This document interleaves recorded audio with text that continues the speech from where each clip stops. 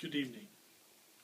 My name is Brian Emsley, and it's my esteemed honor and privilege to introduce tonight's guest speaker, Mr. Clay M. Hunter, on the topic of student engagement, engaging students in the classroom. The earliest forms of student engagement can be traced back to the learning theories of the 1950s and 60s, when behaviorist theories were being developed that suggested that students can learn based on how they act, what they say, and how they interact with their learning materials. Obviously, it's not 1960 anymore, and times have changed. We have new technology, we have new teaching skills, and the behaviorist view has died out, and now we have a more cognitive approach. One of the new forms of discipline and learning in the classroom that has really taken the educational world by storm is the concept of students being engaged in the classroom. The first thing they always tell teachers when you start off teaching is, if your students are engaged, you won't have as many discipline problems. Which is true. There are several different definitions of student engagement. The most common one that I found was student engagement is when you have your students in the classroom are actively involved with the coursework being presented in the lesson. But it doesn't just stop at that. It also involves student planning in the behavior management plans, the rules of the classroom, the curriculum planning, and the actual lesson planning of how the materials are going to be taught into the class. All of these things combined together create student engagement. Throughout this video, there'll be several clips of students and teachers interacting in the classroom. Each one of these teachers has achieved the goal of having student engagement in their classroom. There are several strategies teachers can use to engage their students. One of the first strategies is having the students be actively involved through the process of collaborative learning, collaboration, working in small groups. Working in small groups allows the students to work together, to work on the coursework, to study for tests, and to help each other learn. In addition, questioning, having the students take notes, playing games, using various forms of technology such as classroom laptops, the internet, the touchscreen smart boards are all ways to keep your students actively engaged in the classroom. The biggest thing here, the biggest point I'm trying to stress is keeping the students involved, and not just while the teacher's teaching, but also in every aspect of the planning stage of the classroom.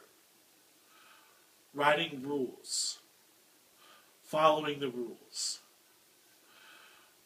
creating test questions for homework, and then using the test questions on the tests. Coming up with the curriculum, what to study, how to study, what they should do in class, what they shouldn't do in class. All of these activities promote student engagement. When you have a class that's fully engaged, You have students that are actively involved in the lesson. They're paying attention, they're participating, they're following along in their textbook or in their notes, they're asking relevant. Student engagement, when applied correctly in the classroom, can be extremely beneficial to not only the teachers, but also the students in the class. Research has shown that when students are properly engaged, their academic performances tend to rise. This includes test scores and overall academic achievement.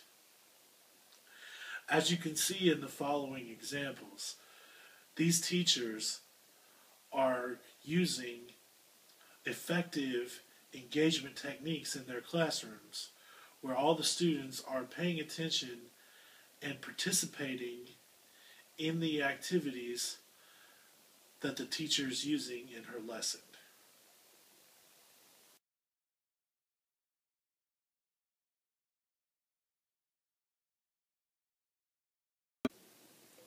So engagement for students, engagement is that feeling you get or that experience you have when you're just really, really focused on and usually interested in what you're doing and learning about. I think we all kind of have those things that we do and we just get so absorbed in them that we can do them for long periods of time and just naturally stay very interested in it as we do it. And so obviously that's a big thing. As a teacher, that's a big thing for students and for learning that we want to achieve, because the more engaged you are in something, when you have that kind of experience where you're just totally absorbed in something, the learning's more real and you pursue that learning more fervently than you would if you were just trying to complete an assignment that you weren't engaged in that you had to do. So I, as a technology coordinator, I think technology has a lot to offer in the way of student engagement. It's modern, so a lot of times when students are learning with technology or doing something with technology, they're doing something that feels current to them rather than something that feels outdated to them, which can increase their engagement. Two, a lot of times it's relevant. They see adults work with technology. They see teachers work with technology, so it seems like real, a real task that they can learn from. And third, a lot of times it's just interesting to them. To many extents, a lot of times kids have a natural interest in technology, so it's a way they prefer to learn to an alternative.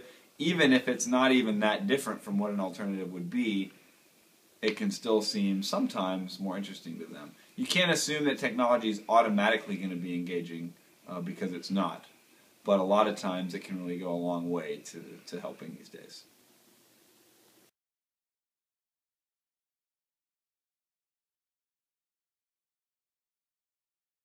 More people? Christian, what does this problem ask us to do?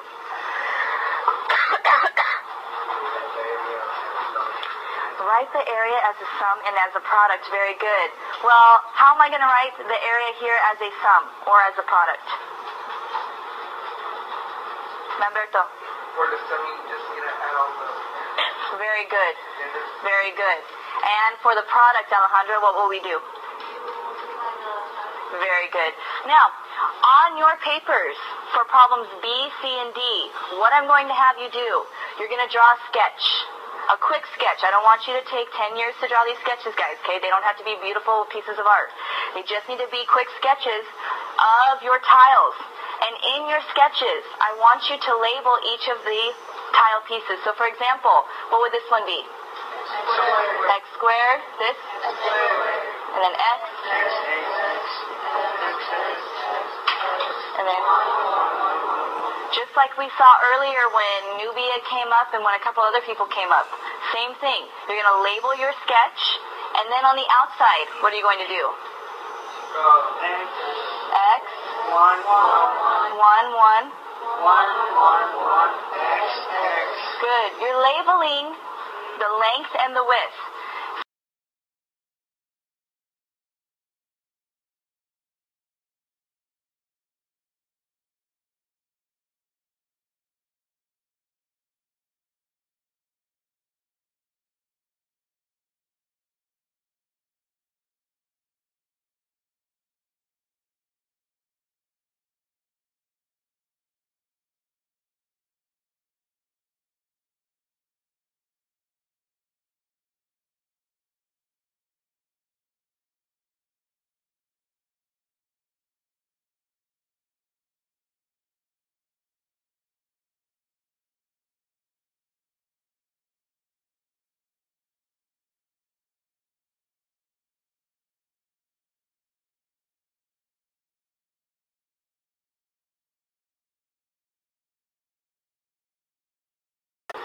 we agree? Here's the areas of product. How did he get that? What did he do, Jasmine, to get that? He added up the sides. Here's 2x plus 3, and then? Very good. Then he multiplied it times x plus 2. Very good. Now, what about the area as a sum? Steven? You add everything on the inside. What will we get when we add everything on the inside? How many x squareds do we have? 2x squared plus how many x's? Plus 7 x's plus 6. What do you notice about this? Forgot the square. Thank you. What do you notice about this, though? As you can see throughout this video presentation, learning engagement in the classroom takes many forms. It's also influenced by not only the teachers, but also the students within the classroom. Students play an active role in their own learning engagement as much as the teachers do.